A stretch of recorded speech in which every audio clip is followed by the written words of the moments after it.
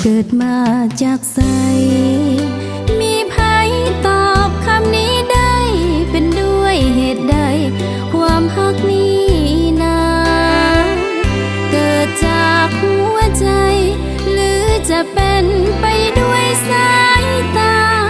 หลายคนกล่าวขานกันว่าความฮักมีค่ากว่าสิ่งใดความฮักเริ่มต่อก็เป็นปัญหาผู้พากีดตันขวางหน้าพื้นพระสุธาหรือจะกันไว้ก่อนจะฮักกันเขาผูกพันกันวิธีใด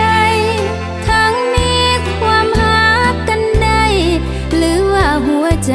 เขามีเหมือนกันทั้งให้แผ่นฟ้ามาปิดบังกลางกันให้โลกนี้สิ้นแสงจันทร์แต่ห้ามฮักกันนั้นยากสุดแสน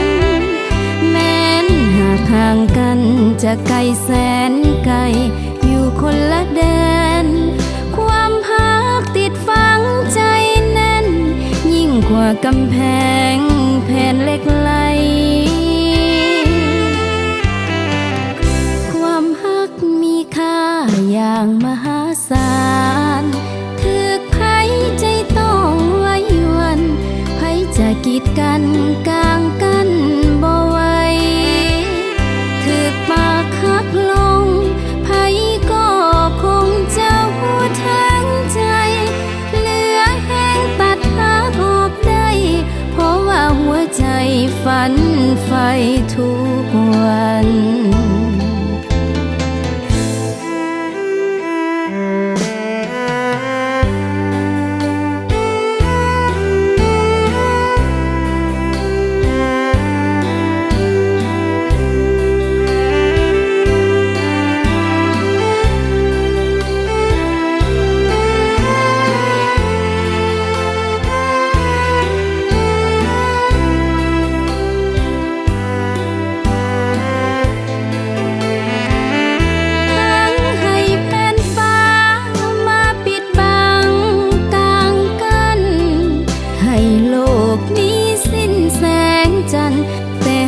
ฮักกันนั้นยากสุดแสนแม้นหากห่างกันจะไกลแสนไกลอยู่คนละแดนความฮักติดฝังใจแน่นยิ่งกว่ากำแพงแผ่นเหล็กไหลความฮักมีค่า